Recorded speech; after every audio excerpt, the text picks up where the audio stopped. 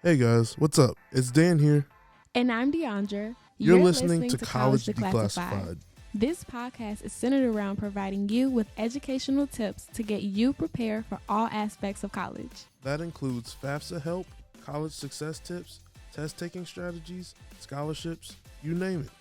We'll be sitting down with experts to talk about how we can help you succeed after college. We hope you enjoy listening to College Declassified.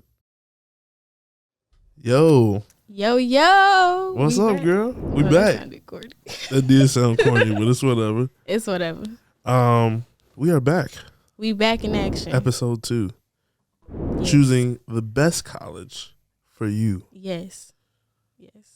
But first, we, in our first episode, we were so excited to be here, and we were so excited to have Doc here that we actually did not say anything about ourselves, who we are, what we do. For those of y'all listening, y'all like, who are these people? Who are these people? Okay. You might be more well-known than me, but whatever. Here we go. Man, people might know me. Okay. TikTok, you get a little TikTok famous and you don't know how to act, but okay. I'm not TikTok famous. I aspire to be. Yeah. Actually don't. Yeah. I'm not that much of a people person. Yeah, but that don't mean you're not TikTok famous. I'm not though. You're a little viral, over 100K views. Hey. This face belongs on the tizoob, as Martin would say. I don't know if you ever watched Martin. I watched a little bit. Okay. So. That just dated me. But anyways. Right. Back to what we were saying. Deandra, please introduce yourself to the crowd. Tell our listeners who you are. What do you do? Hello. My name is Deandra Stokes, for those of you who do not know me. And I am a content creator here at Fafsa, but I also do graphic design and video editing, things of that nature. Did our wall. Right. Peep the wall. So I've been working here for a couple of years now, enjoying my time here. So that's probably why a lot of you may not know me as well, but I'm here now. So I think you're known pretty well. I'm getting there. Because of COVID and everything last year, I didn't have that in-person meeting with a lot of the students, but this year definitely changed. It's crazy. You started in February and COVID happened in right March. Before COVID hit, literally. Yep. So I was blessed to start working from home right away. For the people who don't know me, I am Daniel McKenzie. I am the director of media communication, media and online content here. We oversee the social media, but as well as the marketing and communications that go on and go out from the education. A lot of people see us on social media, but a lot of it's, outside of that. We have print design, we have messaging that's going to start going out on television and everything. So we're over that as well. Right. So that is who we are. We will be your host for College Declassified for the future, for now, I guess. Yeah. But but we will be your hosts, and we are excited. Right. So, we're excited that you're listening now. So go ahead and stay tuned because we have some very important information to share. What are we talking about today? How you can choose the right college that best fits you. Right. Yes. But first, we have to address the show that is shaking up the nation. That's popping right now. Headed for the most watched Netflix show ever. In history, yes. In Netflix history. Squid Game. Okay. Did you finish? Yes. I actually finished last night just for this conversation. All-nighters? Was why you were late to the podcast? No. Don't. Don't come for me like that. I'm sorry. I take it back. No, only had a couple episodes left, so I just finished up those last night. I didn't really like the ending, but I'm not gonna spoil it. Yeah, we can't spoil it. Hey, right. Look, this is one of those moments where I look directly into the camera. We're gonna give this 3 weeks. If you have not watched in 3 weeks, we're gonna start spoiling. Yeah, we're gonna start spoiling. But For those of you who are listening and watching, and you have not heard or watched the show, it's pretty much a survival game on Netflix, where people pretty much come together to play children games. But it's not as easy and simple as it sounds. It is a very, very The stakes are higher. way higher. Okay. Yeah. So pretty much it's a really gruesome twist. Pretty much if you lose, you will lose your life. Okay. That's already a spoiler right there. But. Not really, because it's in the trailers and everything. True that. And yeah. So, but yeah. So for those of you who are not watching, that's pretty much what it's about. So those people who are contestants, they're pretty much in a lot of debt, so that's why they're even playing that game for a lot of money. The prize money is $38.4 million. Okay, so that made me mad because when I heard like 46 million won, right, I'm like, oh shoot, like that is a ton of money. And so I Google like, okay, how much is that in like dollars? It's like $30 million. But that's still a lot of money. That's a lot of money. Yes. But if I'm going through traumatic experiences, near-death experiences every day, I need at least 100 mil. At least. I'm not playing the game at all if it costs me my life, because my life is worth way more than that. We can't spoil. But yeah. So we ain't gonna talk too much about that, because y'all gotta go watch the show if you have not already. Yeah. It's just interesting. I was telling my friend, I really would think if college continues the way, not even just college, if just loans and debt in general continues in the way in this country, like you already have like raffles to pay off debt and stuff like that. So like I'm just saying, what's stopping that from happening here in real life? Hosted by Jeff Bezos. Right, because he'd be a perfect person to host something like that, right? He got money, okay? But if I disappear after this episode, you know what happened. Lord have mercy. Okay. Oh, man. Yeah, but so pretty much college students, like, y'all can relate because y'all are in a financial stress as well. Oh, so we got to bring up my favorite meme, too. Right. The FAFSA meme, okay? That's why. How broke are you? Yes. Man. So, Uda, you can go ahead and put that on the screen if you can.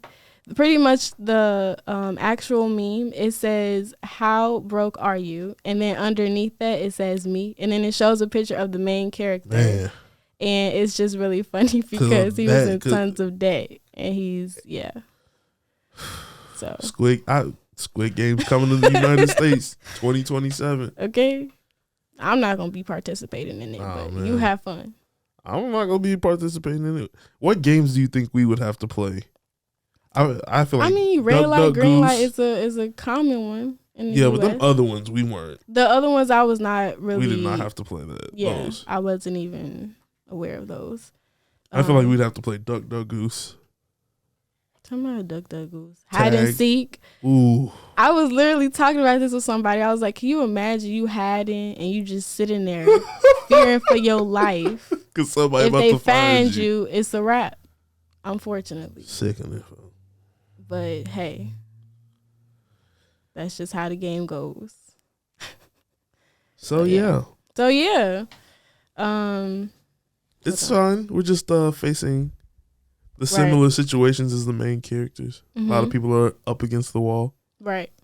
But we will be okay. Hopefully Squid Games doesn't come to the United States. Yeah, hopefully that stays fictional, to be honest. I honestly cannot watch like fiction because I'm just like, this all feels too real. Black Mirror, I'm like, half of this stuff is happening. The guy who wrote Black Mirror actually said like, I can't write any new seasons because what's going on right now is like, I can't write anything better than that. Right. Like a global pandemic and like people are refusing to get treated for the global pandemic. You can't write a better episode of Black Mirror than that. And the same thing with Handmaid's Tale. I've actually never watched Black Mirror, but I guess that's going to be on the top of my list to watch next. Blasphemy. That is blasphemy. Black Mirror needs to be. Udi just I said was it. thinking about Black Lightning. So, Oh, but I know that's that is different. a I know. horrible I was series. thinking of that's But what Black Mirror is premier Netflix viewing experience. That is the number one thing you have to. Full dystopian society. But stuff that can actually happen, bro. Like that can actually happen, and it's kind of freaky. But anyways. But yeah, so we brought up FAFSA because we do have a few important announcements that we need to make. So, Dan, you want to go ahead and share with the audience? I'll be quick. So, for the people who weren't listening last week, the FAFSA is live, which means you should be getting, you should be filling out the FAFSA now. If you haven't already, you should be creating your FSA ID. We will be releasing some videos on our social media that walks you through how to get your FSA ID, which is pretty much like we talked about last week. It's your electronic signature. It's the entrance into your FAFSA, and that's something you need to keep up with every year because that will be the electronic signature and the login that you use to fill out your FAFSA after every year in college. So if you haven't done that already, you need to be doing that. Along with filling out your FAFSA. Like Dr. McKenzie said last week, you should not be filling out your FAFSA by yourself. You should be getting professional help with that. We provide professional help here at Fsa Id. It's a crazy time right now, but hey, it's what we're here to do. Right. So you can get professional help by, I believe the website link is calendly.com/Fsa. Yep. And you can sign up with one of our specialists, and you can get help with your FAFSA. They will walk you through your FAFSA. Dr. McKenzie himself is even doing some FAFSA workshops. So, you can also give us a quick call at 708-210-1771, and we'll be happy to assist you. Yep. Yeah. And whether you need to be walked through the entire process, right, or you just have a quick question. You also can comment your quick questions from here. We have Q&A sessions every week that we run by Dr. McKenzie, run by other professionals here. And so we just workshop them and work out your problems, and we answer them here on the podcast. Yep. Cool. So let's get started with topic 1, which is, why is college match so important? Why are we stressing that your college match is so important? When we were meeting about this, we were saying, really, college match can save you money, and it can even reduce your debt, right? The Princeton Review, which is an amazing publication, they put out an article, how to find your best college fit. And I was reading through this article, and they give you 4 things on how to determine what college is right for you. And it's a really good article. We'll put the link to it so you can read the full thing.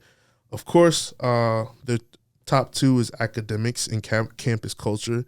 And I think those things are very important, and I know you'll probably talk about them later when choosing a college. But 2 of the things I want to focus on is where they say financial aid and career development.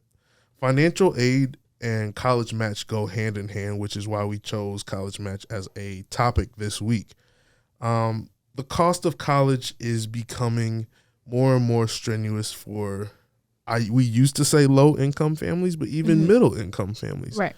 Because one thing we were encountering on our TikTok is middle-income families just are not getting a lot of aid to pay for college. Right. Which in return results in even middle-income students having an astronomical amount of debt when they graduate from college. Right. So that's why this article made several great points about choosing a college based on, yes, academics and campus culture, but also the financial aid package that's offered to students. And as well as a lot of people don't think about this when they're 17, 18, juniors in high school, but what can your college do for you after college? You know, what programs or things do they have in place that can put you in a position to start your career? But the first thing I want to talk about is financial aid. So, like I said, the financial aid, the student loan debt crisis is a crisis. I think we should label it. It's in the trillions. It's in the $1.7 trillion. Yes. It's a lot of money. That's not getting paid back anytime soon. And I also was reading as well on the Education Trust, edtrust.org, about how graduation rates don't really tell the full story, which means racial gaps in college success are larger than we think. So graduation rates include, you know, white students, but we need to look at the data as far as black and brown students go as well. Right. And one thing that was so interesting is that they said the 12-year default rate by race, right, is 5.2% of white people are going into default on their loans. But 28% of black students are going into default on their loans. And 13.3% of Latino students are going into default on their loans. And the source of that is the author's analysis of the U.S. Department of Education National Center for Education Statistics, starting from 2003 to 2004. So that's insane. That's why I say it is a crisis, not only because it's $1.7 trillion, but a lot of people are going into default on their loans. Right. And so I'm saying that you can't just, the days of you just saying this college is really pretty, or this college has a beautiful campus, or this college has, you know, this is the party school, or this is as far away from my parents as possible. Like Doc was saying, right. The days of us just saying that is over. You know, that decision now has huge ramifications and huge consequences if we don't choose right.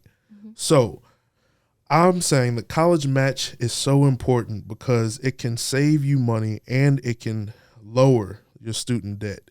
And it's possible to go to college. Again, I'll say this, it's possible to go to college and not graduate with minimal to no debt.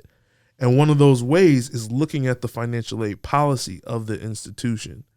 Some schools cover 100%, like Northwestern, University of Chicago, for low-income students. There are some some colleges like Berea College in Kentucky that covers 100% no matter who you are. Right. And so those things are important to look at. Many colleges and universities offer incredible financial aid packages, like I was just saying. Sometimes there's a combination of grants and scholarships, which means no debt at all. Right. So, but these are often highly selective institutions, so students should be trying to raise their grades and their scores if they want to get into these institutions. Right. Again, high risk, but a high reward. You know, if you get in, you'll be set for life. And that's why our programs are really awesome, because they help students prepare for college. Yeah.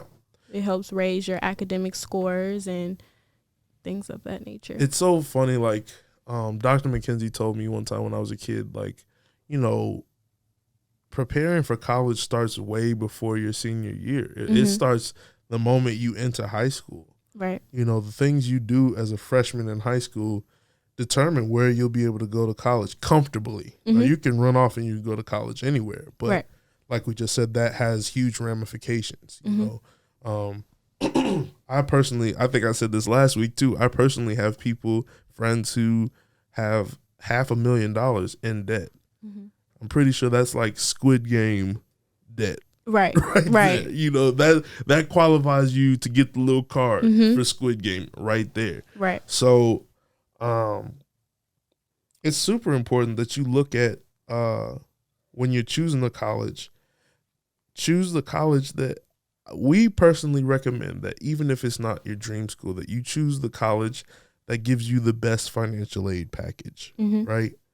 And that's so important because if they're covering 80% of your costs, that means the other 20% can be covered in scholarships. And maybe 5% of it is in loans. I'm not telling anybody not to take out loans. But what I'm saying is don't take out loans that you'll have to be paying back for the rest of your life. Let's not have that be the first option. Exactly. So you can, of course, rely on FAFSA and scholarships and things of that nature, but of course, you can take out those scholarships if you absolutely need them. It's a last resort. Well, yeah, taking out loans if you absolutely need them should absolutely be your plan Z because, like we just said, like the data is showing that we're going into default on those loans. And teenagers might not be thinking about that as a 17-year-old, but it gets real as an adult. You know, when you have to, after you've gotten that degree, now you have to try and find that job. I know several people who it was rough in those first few months after graduation, just trying to land on their feet. Right. And so you don't want that debt cloud looming over you, you know, while you're trying to, you know, start your life pretty much.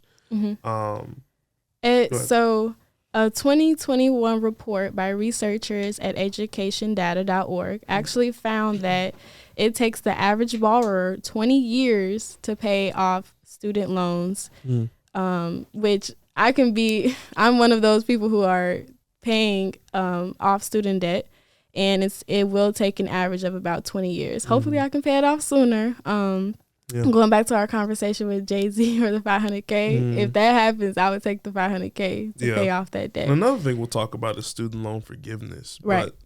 But that's for another conversation. We can avoid student loan forgiveness at all. That's the goal. Right. You know. So great point. Last point I wanted to make is it's important that families, and Dr. McKenzie actually said this last week, right? It's important that families sit down and really talk about what everybody can contribute towards the next step, which is college. What people can contribute to your college costs. You know, if your family can contribute little, this financial aid piece and this FAFSA piece becomes so much more important. Right. And this college matching piece becomes so much more important. Now, if you are one of those families where y'all, you know, pulling in $100K, you know, a month, and you got all these things going on, you can make it happen. This is not for you. This is for my middle income, my low income families. It's important that you guys have a realistic conversation about the family finances, because this doesn't just affect the students. Parents take out loans too.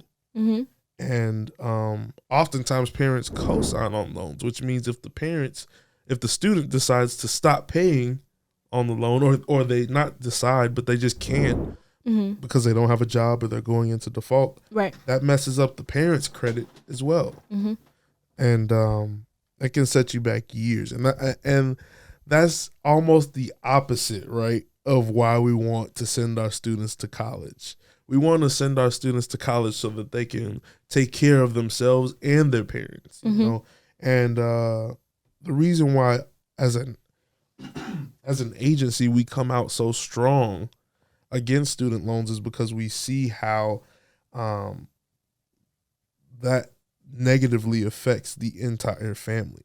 Right. You know, so we're not anti-loan, but we're pro scholarship grant first, and making the best decision first than just running out and going to a college because you like how it looks. Right.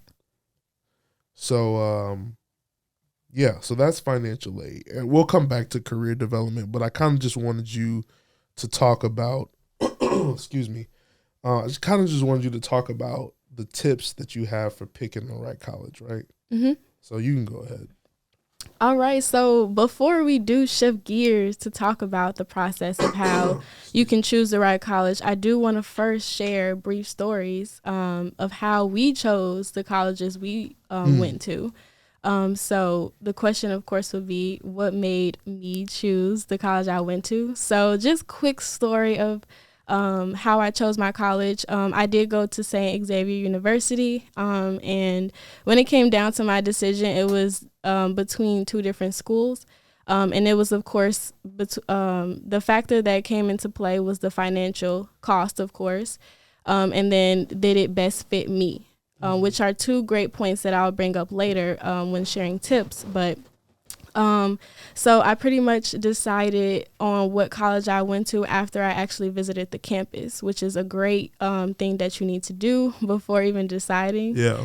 Campus visits are like, because pictures and videos are like completely different sometimes than the actual campus. Right. So it's definitely great to visit. To actually lay eyes on the campus. Yes, to actually see what's actually still there, because, you know, they still may be advertising things that aren't. But so I pretty much visited St. Xavier, and I was deciding between another college. I won't mention that other college, but pretty much Point them out. No. We just gonna leave them alone. But pretty much after visiting that campus, I fell in love with it. It felt really homey, which is another point that I'll bring up later. But some other factors that came into play was the academic and athletic scholarship, and of course the major. So that will be tip number one. So when you're choosing like your colleges and everything, you want to make sure that school has that department that you're even interested in. So when my major was graphic design, so when I seen and visited the campus, the art building and everything, like I just fell in love with it. It felt really homey. And of course, like being a small college, it did have that perk of you having one-on-one sessions with your professors a lot. So I knew that sometimes I would struggle. College is completely different than high school, okay? Absolutely. So having that extra help after school and everything was very beneficial. Okay, so those were pretty much the perks that helped me choose my campus and my university. So Dan, how did you choose your college? How did you know that that was the best fit for you? Well, the college I graduated from was not where I started at. Really? Yes. So me and my dad, Dr. McKenzie, we had a very crossroads moment when I was a senior in high school.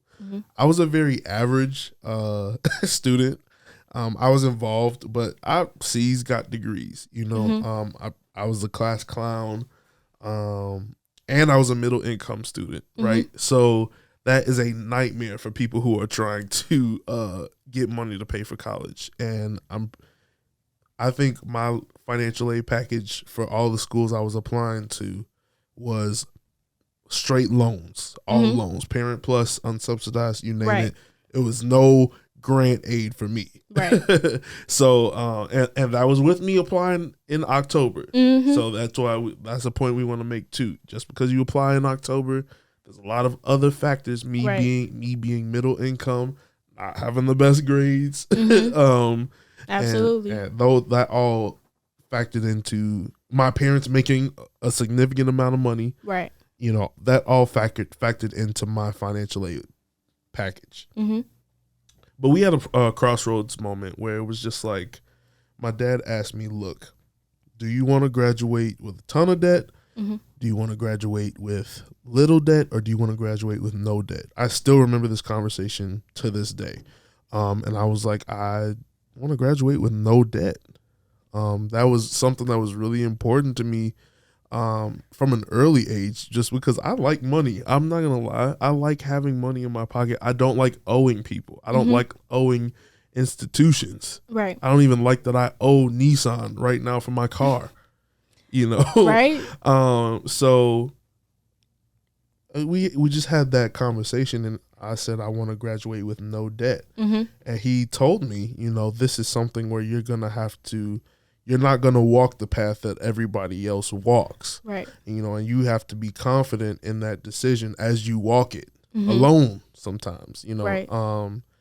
And it was a really good conversation, and so I ended up going to community college. I ended up going to Prairie State College in Chicago Heights. And when I tell you that was the best decision I've ever made, and it's still paying dividends to this day. I went to Prairie State College to just take my general core curriculum. My general education classes. And I went there for 2 years. So with that one, it wasn't like, oh, like, I like it here. Like, it was just like, you know, I'm doing what I need to do to put myself in a better position Right. for my next college. So you were taking care of business first and then having fun later. Absolutely. Which is very important. And that's what worked for me. Right. I'm not telling everybody on here, because a lot of people think I just push community college. I'm not telling everybody on here, go to community college, save money, because that's not how everybody can graduate debt free. Right. Some people can get the scholarships that cover your full tuition. Some people can get into the highly selective institutions, the Northwesterns, the U Chicagos. Right. I couldn't do that. Right. But I still wanted to graduate debt free. So I could have just said, oh, well, I'm just going to go to U of I, which I had gotten accepted into. But I would have been in an astronomical amount of debt. Right. A crippling amount of debt for myself. And I didn't want to do that. So I'm like, this is something I have to do, to set myself up for where I want to go. Right.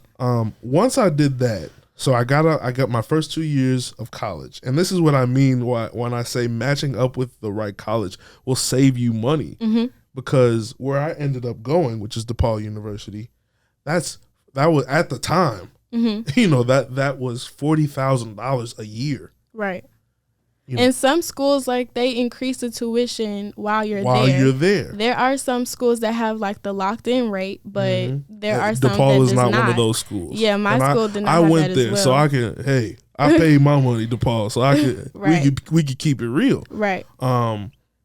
Yeah, DePaul is one of those schools that increases while you're there. That's why I said at the time, it was about $40,000 a year.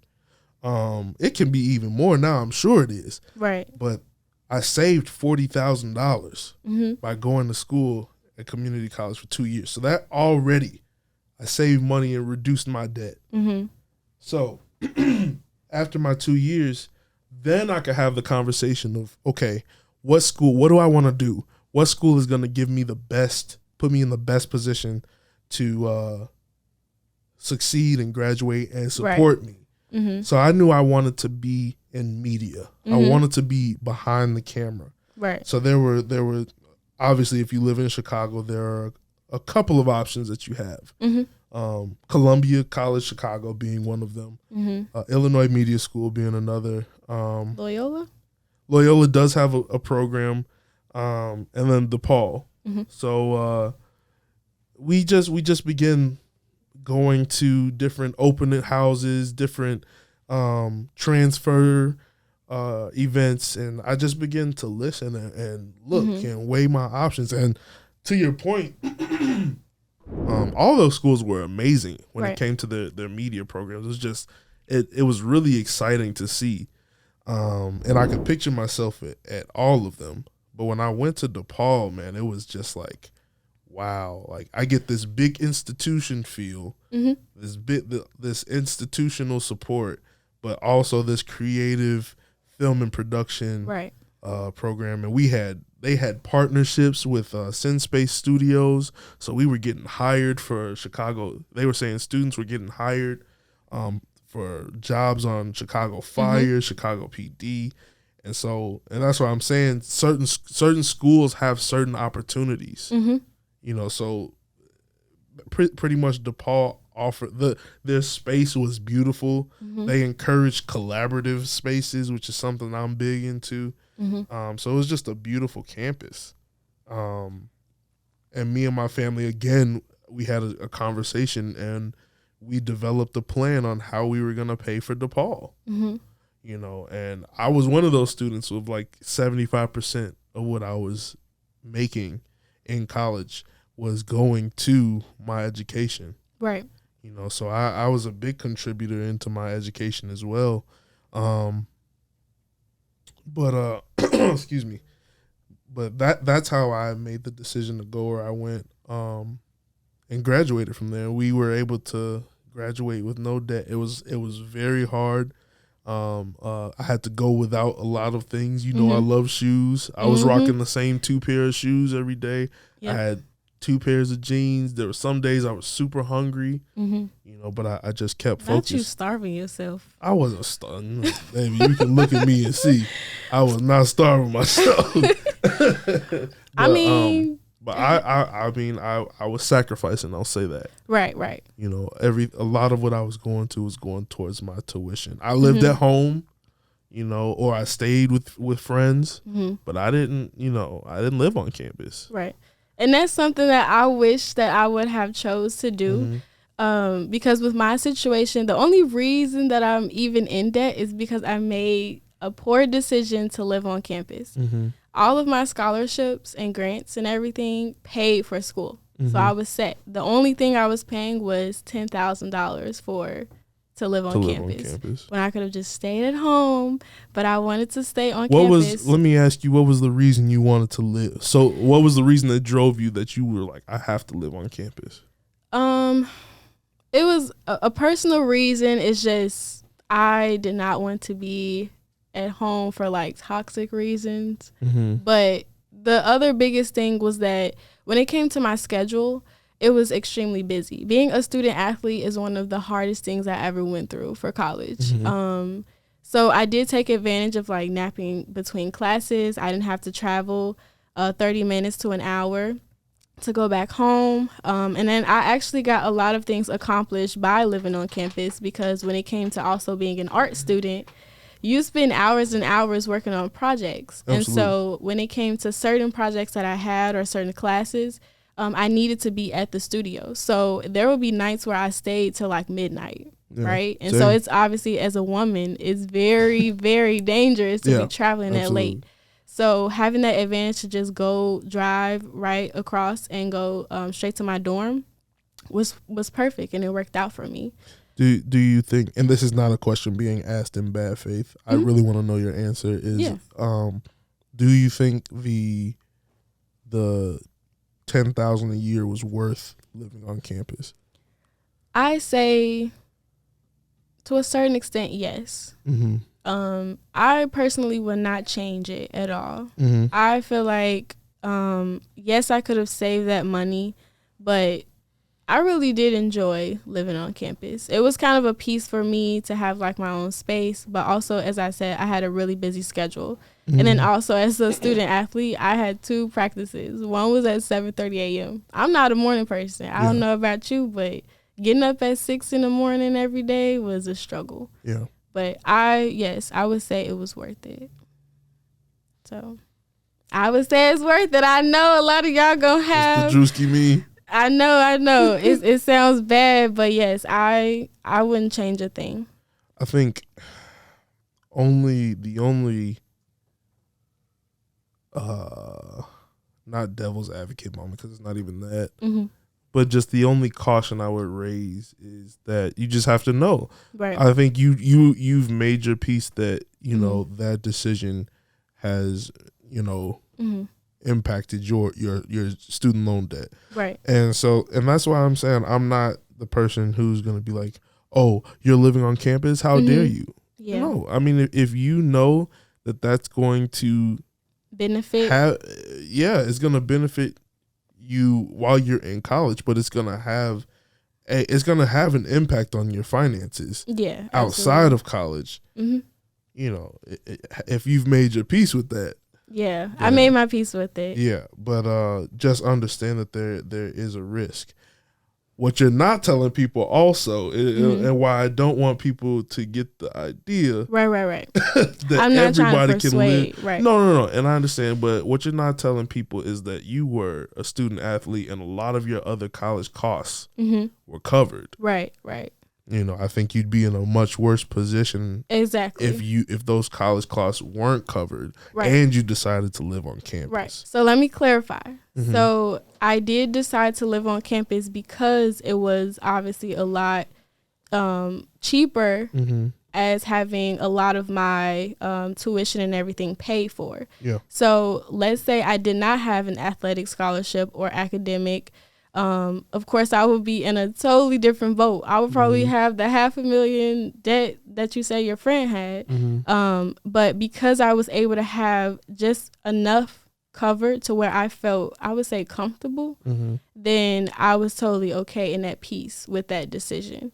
And then also, as I was over the years, like, I started gaining even more scholarships. So that became a motivation to me as what can I do to help lower the cost for the next year? Especially because, as we just mentioned, tuition raises each year, and a lot of those colleges do not have a locked in rate. So I was using that motivation to do whatever I had to do to keep that cost lower. Right. So I just didn't want to paint the picture as just like, I lived on a campus. Right. But no, it was like you had to grind. Yes, exactly. I was running for my tuition. You were running literally. track. You were filling out scholarships. Right. But Absolutely. you weren't just sitting back like, all sitting right, back chilling, this decision has been made. Right. Yeah. Right. And that's why I want us to paint the full picture, Absolutely. Because like I had to be at the studio at 7 a.m. So I was hopping on that metro at like 5 a.m. Yeah. And so but that's a decision that you'll have to make. Right. Do as a student, do I want to pay this extra money? Can I pay this extra money? Do I want to, or can I pay this extra money to live on campus? And I'll have my comfortability. We'll address the elephant in the room. Right. I can go to parties. Right. I'm a part of the campus. And I don't have to wake up super early to get there. Right. I don't have to make these sacrifices. But I'll have this debt after college. Right. Or do I want to make the sacrifices in college and I won't have this debt in life? Right. It's a decision that you'll have to make. And we just want to be able to paint the real picture about each scenario. But one way or the other, you're going to sacrifice. Right. You're going to have to sacrifice You're going to have something. to sacrifice something, So, yeah, it's just, of course, again, we're not trying to persuade you all to do one thing or the other, because you do have to remember that everyone's pathway is different. Exactly. And what works for you works for you. Exactly. So there can be similarities in the path. Right. But still, everybody's situation is unique. Exactly. I wasn't a college athlete. I wasn't getting anything. It was on me and my parents. Right. So yeah. And so that leads into, of course, sharing some really important tips on how you can choose the right college. So there are 7 total that I would like to share, starting off with the first choice, which is you have to decide on what major you would like to have, because figuring out what you want to study in college is a process, and most universities have strengths in certain areas to touch base on what you already mentioned. So the first tip that I would like to share is, of course, your choice of major. So figuring out what you want to study in college is a process, and most universities have strengths in various areas. Absolutely. So just to touch base on what you mentioned earlier, like your college was specializing in like media and everything like that. A top 20 film school in the nation. Right. And so those types of colleges would help you with graduate opportunities. Most colleges have special programs. So like for my school, St. Xavier, they specialize in nursing. So with that university, once you graduate, people were given opportunities right off the bat because they know how great that program is. So that just brings to my point of, when you're choosing a college, you want to make sure that you at least have some type of major in mind. No, you're good. So that way you at least know like what school you can have at the top of your list to help you in the future. And that's why I say going to those events and talking to those people within the major is super important, and because sometimes they can answer your questions before you even get on campus. Like one thing that was so dope to me, I didn't do it, but DePaul offers what you call an LA quarter. Which means that you can study. Your internship can be in Los Angeles, which is the film headquarters of the world. But they put you in a position to gain experience, because a lot of jobs are requiring experience now. Right. But they put you in a position to gain experience before you've even graduated. Right. And so that's what a good picking the right college with the right major will do for you, because everybody doesn't have that experience. Right. You know, or have that. Every film school, every film college doesn't have that opportunity. Right. You know, so those are just some examples of what picking the right major will do for you. Did that include internships as well, like them helping you gain? Yes. So they would your LA quarter or your semester would be spent in Los Angeles, and they would help you find. They had people out there who would help you find an internship and then maintain an internship. That's awesome. And I knew people who they spent their last quarter was their LA quarter, came back home, graduated, moved back to LA, and picked up from there. Now they're writing for Warner Brothers and everything. Right, which is the dream. It is, because it's a struggle. But would that have happened without picking the right major? Right. You know, and that's just an example of film school. Now you have the same thing for Northwestern and hospital care. You know, Northwestern Hospital is the #1 college, and I mean Northwestern is a top 4 university in the nation, but Northwestern Hospital is the #1 hospital in the nation. So, you know, I'm pretty sure I'm not 100% sure, but I'm almost positive that they're offering their students amazing opportunities after during and after so that's just a really good first tip that you guys should definitely look into. So now don't stress too much about, oh my god, like don't panic if you don't know, because sometimes within that first year you might find your interest, and there's nothing wrong with like transferring schools or anything, just as long as it works for your financial situation. Absolutely. So that goes into my next point: cost, financial, and affordability. Yep. In addition to finding the best college for your academic and personal development, it's also really important to find the right fit for your financial situation. So just like we were talking about our different stories and everything with our financial situation, with me gaining academic and athletic scholarships, that's just what my situation was, but yours could be different. So let's say you do have all of your, you can have your tuition covered. Like there's nothing wrong with going to the dream college you want, just as long as it fits your financial need. And then going into my third tip, which is location and distance from home. So you should ask yourself, do you want to be near or far away from home? Do you want to live in a city or a rural area? Thinking about the location is a great way to begin narrowing down your college search. Can I say, yes. Not you should think about, but you should ask yourself, can I afford to live? Can I really afford to live away from home? Absolutely. Can I afford to feed myself every day? Right. And this is not, I'm saying this is not just living at home. I'm saying this is, can I afford to be in another city? Right. And where I can feed myself every day? Yes. Can I clothe myself am I at a loss with my parents not being near? Right. Have that honest conversation. Yeah, your parents' relationship, they might be a little overbearing. I want you in at this time, and don't be bringing all them people in my house. But I can, rich, poor, somewhere in between. Everybody in college needed their parents. Yes, absolutely. At some point, if they were around, if they were, available. Right. We all needed our parents at some point. Right. So you have to really ask yourself, can I afford to live in a big city? Can I afford to go super far away from home? Right.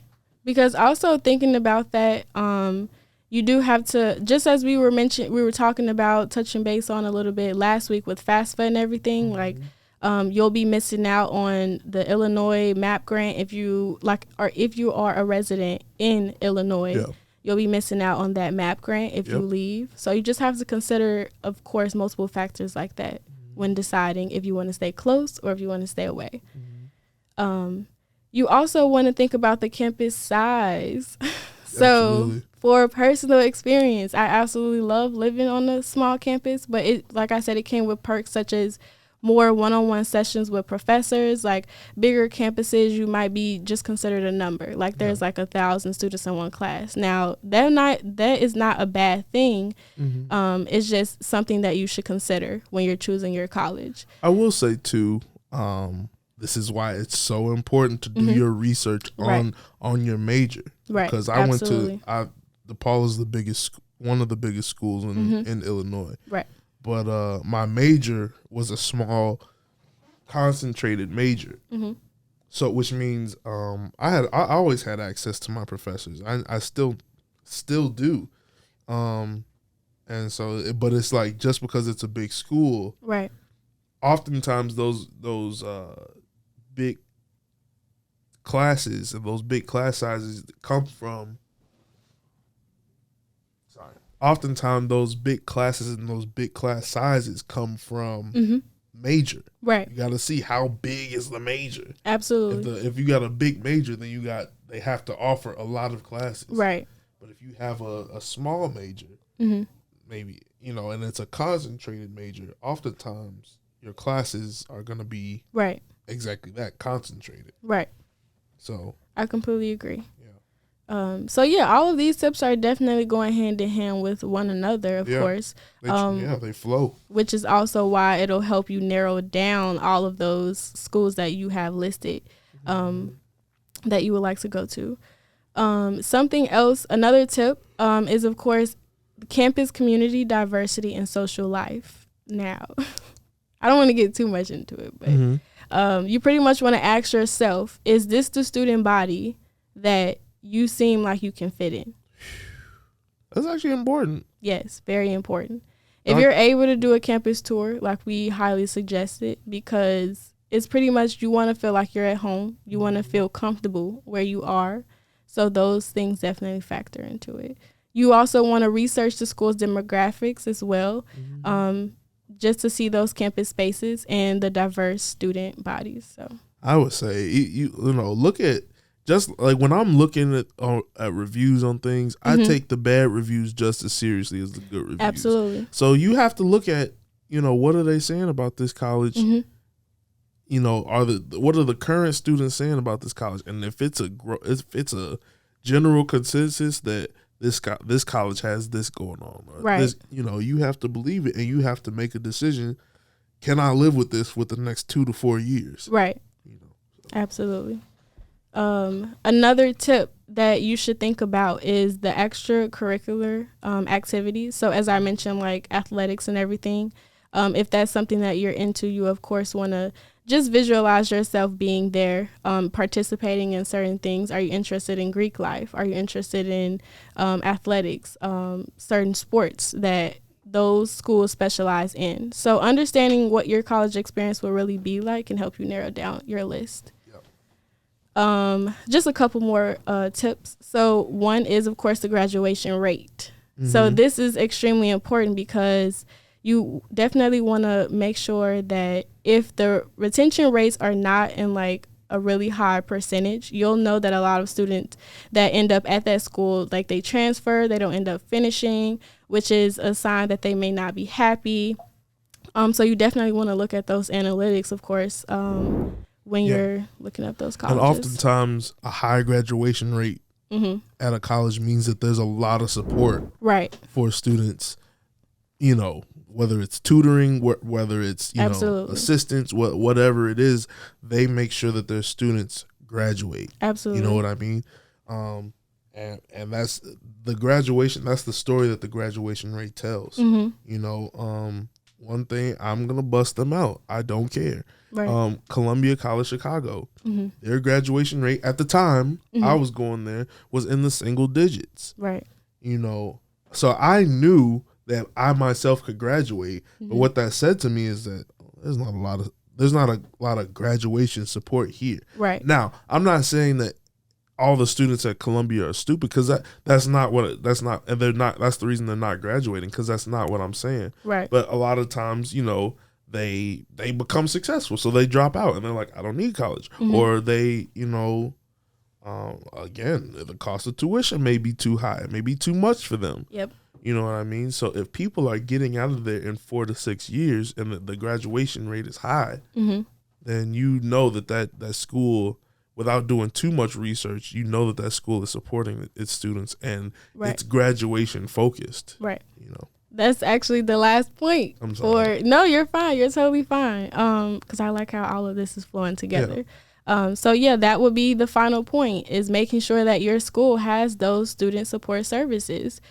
Because having a great support system while you're away, like you'll stay encouraged and motivated to actually complete your degree. Yeah. There's so many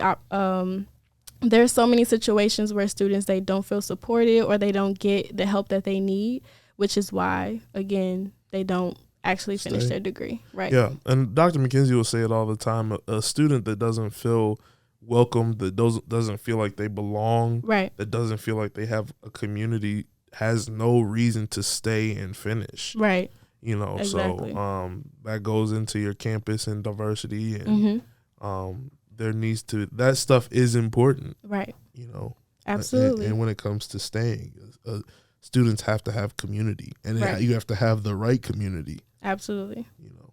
Yep. So to help with this college search, we do want to now talk about College Scorecard. So this is a fantastic website where you can search and compare colleges, Amazing. Their fields of study, costs, admissions, results, and so much more. So this is important because just of how you mentioned you need to choose a college based on your major, location, etc. This is one of the best places to start. So, Udi, can you play the clip for us where Dr. McKenzie himself, he will show us how you can actually use this website. This site gives you all kinds of information on the colleges that you're interested in. And first and foremost, they first of all start talking to you about the graduation rate. This graduation rate at Northwestern is 94%, which is really high. They give you information on salary after completing college. The ranges from a minimum of $20,000, which, if you're a music major, baccalaureate degree, it's about $20,000. But if you're a computer science major, the earning possibilities are almost six figures, right? The average annual cost after the acquisition of financial aid, out-of-pocket cost, is about $24,800. So again, you can look at those things. You can look at retention, graduation and retention rates. First year students coming back about 98%. On average, in most states, in the state of Illinois, the average number of first year students who return after the first year is only about 65%. So 98% is extremely high as well. I'm going to look at the money, financial aid and debt. You can see that although it costs a lot to attend this institution, only about 16% of those who are attending are actually borrowing federal loans. So it's not that many, almost less than 10% are. So yeah, that's pretty much a really short and brief way of how you can use College Scorecard when you're looking up different universities, their graduation rate, as he mentioned, financial aid costs, and all of those other things. So yeah, that's a really excellent description and accurate review of it. Shout out to Doc, man. Yeah, shout out to him. You can, if you want to see that video and hear more about it, and also other points that he make about College Match, you can definitely check out that YouTube video. It's on our YouTube channel at Fsa Trio. So definitely go check that out after you listen to this podcast. Yeah.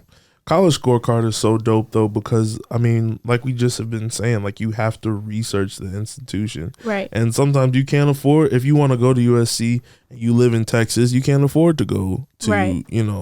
California. Right. So these are the things that you have to do, to really get more in-depth information about the college you want to go to. Right. I love that it has like the information about how much the average salary of the alumni, of recent alumni. I love right. that, because that, again, college isn't just 4 years. Like after you get out of college, you have to live for 60 right. more years, So, it's more than that. You have to, that is why you're going to college. Right. To begin a successful career, And so to be able to see, well, people who are graduating from here Right. aren't really making that much because, you know, their degree or their major might not be in demand. Right. You know, so a lot of those things definitely take into play. Yeah. And just to cite the source, those tips definitely came from Sparks Admissions. So we love a cited source. yes, absolutely. We love a cited source. Yes. So if you want to hear more tips and everything of that nature as well, that's a really great source to start to help you consider when you're choosing the right college for you. Cool. That's pretty much it. So let's transition into one of my favorite ones, one of my favorite segments, questions and answers. Yes. Hit us with some questions, D. All right. So with this section of the podcast, when we create our TikTok videos, we do allow you to comment different questions that you may have about FAFSA or financial aid or any topic that you would like. And we also have a Q&A feature if you would like to drop a question in there after you listen to this as well, because we want you to ask us questions.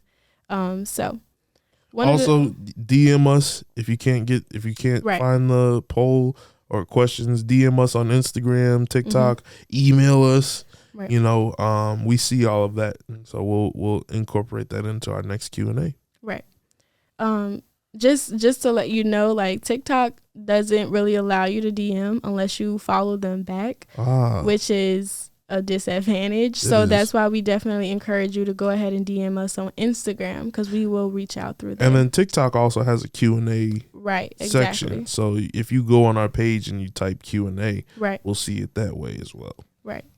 And then we'll be able to go ahead and reply to that with a video. So yeah. Now we are in the Q&A section, and one of the questions that we received in the comments on our TikTok video was, someone please help. I'm first gen and my dad couldn't make the taxes from last year because he was not working enough, but my mom does the taxes. But my mom doesn't have me as her dependent, only her dad. So she was asking, can I add my mom's taxes to her FAFSA form? Okay. Well, I would encourage that person to call us, because we need a little bit more information to address their specific situation. But for right now, what I can direct her to is the studentaid.gov website, which directly lays out how you should fill out your FAFSA, what you should report. And there's a specific section, and there's a graphic that we'll put up on the screen that says, who's my parent when I fill out my FAFSA? And this is specifically for when there's a married couple, it's straightforward. You know, put mom and dad, because mom and dad are living together, and that's the household income. But when you're divorced, it can get a little bit trickier. So the website does an amazing job of addressing who's your parent when they're divorced, who should you be reporting on. So all I can do is say what the website says, which is if your parents are not married to each other, and if they don't live together, then you need to determine which parent you've lived with for more than the amount of time. So if I would say to her, if she's lived with her mom, then even though she's not necessarily a dependent, then she still lived with her. Right. So you have to report the information on the FAFSA for the parent who provided more financial support over the past 12 months or in the last year you received support. Right. So that's coming directly from the FAFSA website studentaid.gov. If your parents are married, go ahead and report them. But for this specific person, like I said, I would tell them that they need to report information on the FAFSA for the parent who provided the most support over the past 12 months. Right. So it's based upon if they're separated or married, and it's also based upon your living conditions. Absolutely. So whether you're living with one parent or other, that's the information that you would include on those taxes. But of course, all of this is explained more in depth on the studentaid.org. studentaid.gov website. And we can put the link to they have this graphic, but they also have what if my parents are divorced and separated, and they state it more in depth in text. But that's what I would say to her. And we'll have all of these links in our description as well. So go ahead and click those to get more information. So another question is, does FAFSA work if you want to go to community college? Absolutely, it does. So whether you go to a 4-year institution or a community college, FAFSA is for you. And it actually works better because oftentimes if your expected family contribution score is low, you'll more than likely be able to cover the complete cost of community college, which means that you won't have to pay for your first 2 years of college. Right. Okay. And then another question is, hey, I filled out my FAFSA but ended up deciding I wasn't going to go. Do I need to cancel that application? You shouldn't, just in case you decide to go. Right. Even if you decide to go later on in life, you're going to have to fill out the FAFSA. So you might as well just keep it. Right. So yes, keep it just in case. Yep. I don't know if a question I saw is, when do college students have to renew it? And I think we've addressed that, but again, just talking about it every year. You have to, every year the FAFSA opens, college students have to fill out the FAFSA with updated information from last year. Your parents, if you're a dependent, from last year's, your parents' tax information from last year, and if you made anything from work study, or if you worked outside of work study, you have to report your income as well. Right.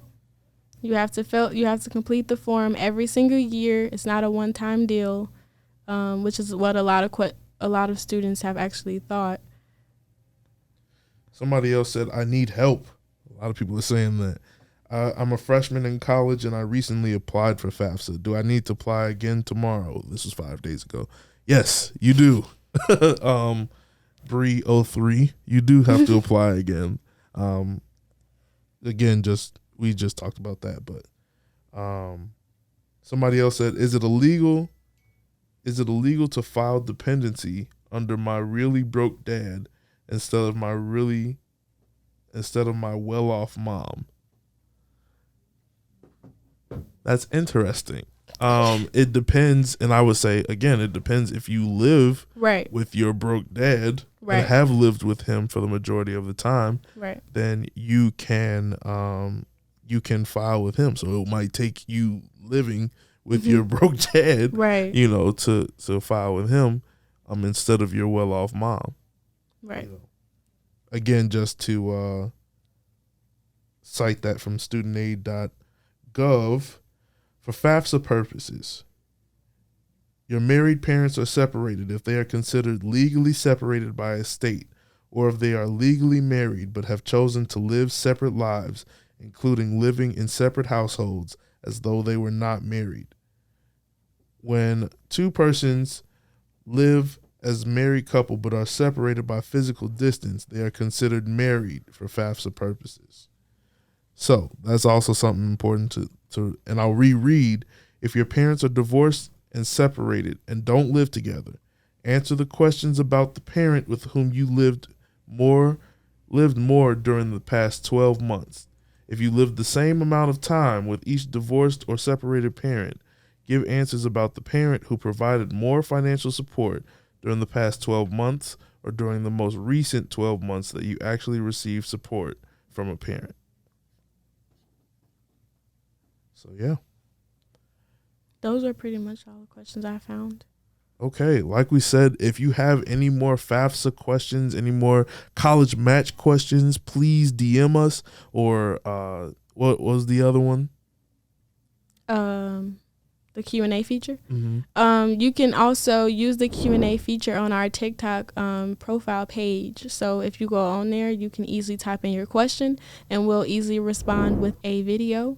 And it could just be a simple clip from this podcast. So absolutely.